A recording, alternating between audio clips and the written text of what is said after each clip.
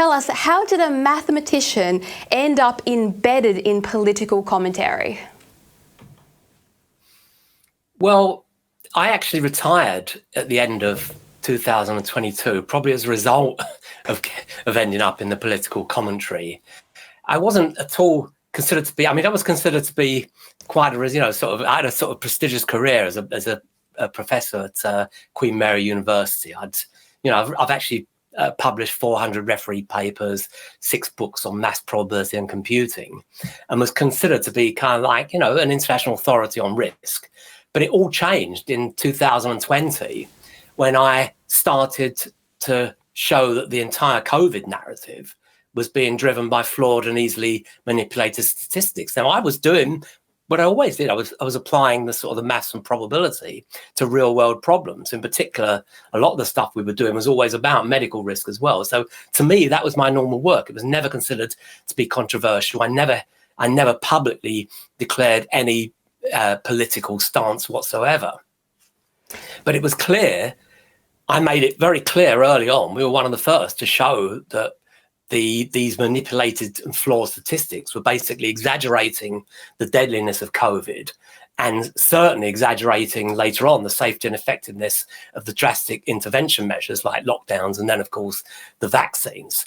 And then suddenly, because I was saying these things, on Twitter, and we set up a Substack page, I was suddenly called a conspiracy theorist and a spreader of misinformation. And of course, people in what was, I guess, would be called the freedom movement then were sort of happy to have people like me, because I was a rarity. I was actually a rarity amongst academics, particularly on the stats and maths side, because all those guys were the ones who were responsible for a lot of the flawed models, which led us into that ridiculous lockdown situation and stuff like that. So I was kind of like sought after, I guess, as a voice to counter that narrative. But, I was called a conspiracy theorist.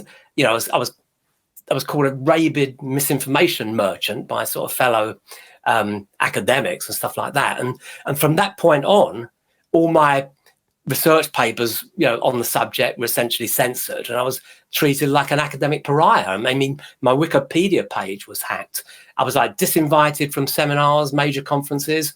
I mean, in June 2023, after being billed as a star speaker at an NHS conference on data analytics and AI medicine, which my talk had nothing to do with COVID or anything controversial. It was just about my sort of Bayesian probability work.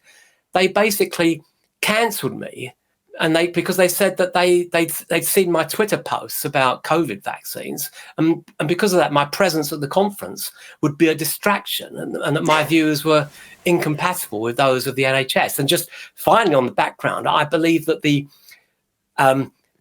it's not just the COVID crisis, but also the climate crisis. This is another thing I've started to talk about in public. I mean, to be fair, I did do in 2015 a documentary. I did present a documentary about climate change to the BBC, and I'll need to maybe say something about that later, because that actually is important for some of the other topics we'll discuss. But climate crisis, like the COVID crisis, I start to say was also massively exaggerated by the use of these flawed models and statistics.